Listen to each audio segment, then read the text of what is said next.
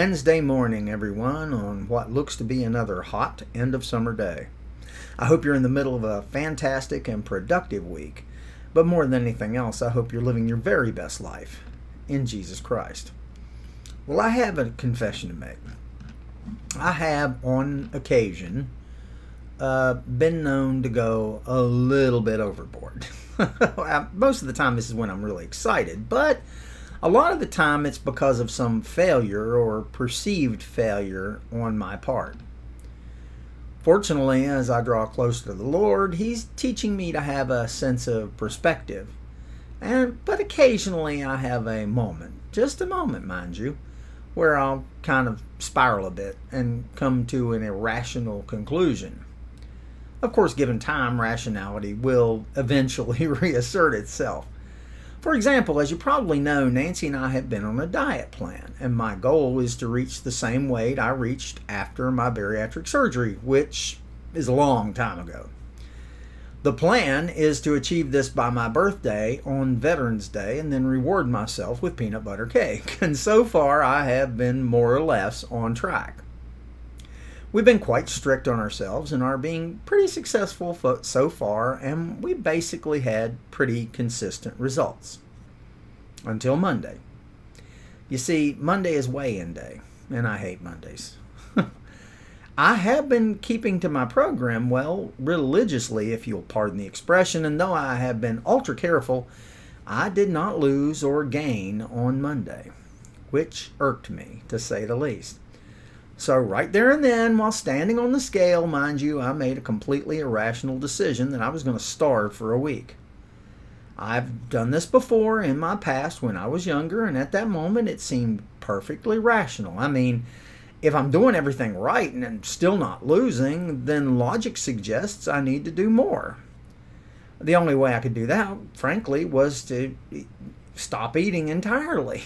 So, fortunately, this particular plan died very quickly around dinner time, but still, for a moment there.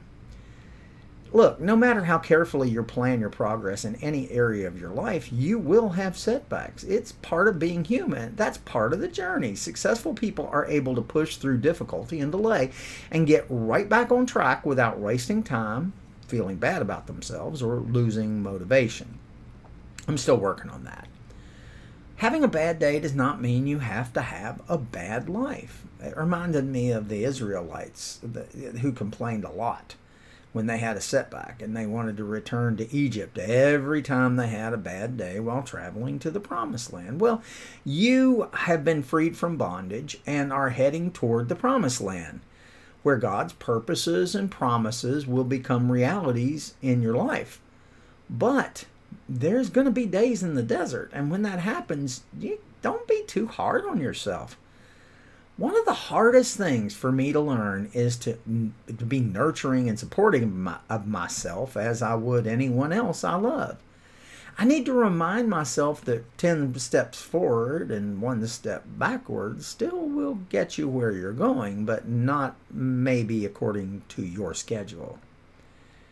Look, if you're like me and you have this problem, then work hard not to be one of those glass half empty folks every time something doesn't work out according to plan. And that means you have to celebrate your successes, even small ones. And that will help you press past your setbacks, like a scale that doesn't move, or God forbid, moves in the wrong direction.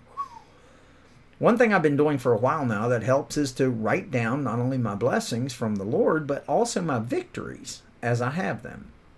You really might want to try this. I mean, keep a journal of your journey and record all your little successes and include all those lessons you're learning along the way. And also note the good experiences you're having.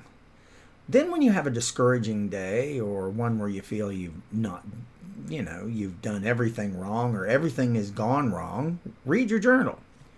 You may be amazed at how far you've come and how much you have to be thankful for.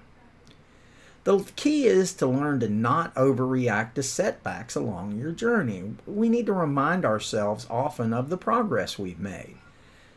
And most of all, we need to learn to be patient with ourselves. I mean, nothing is achieved overnight, not weight loss, and certainly not a changed mind and heart.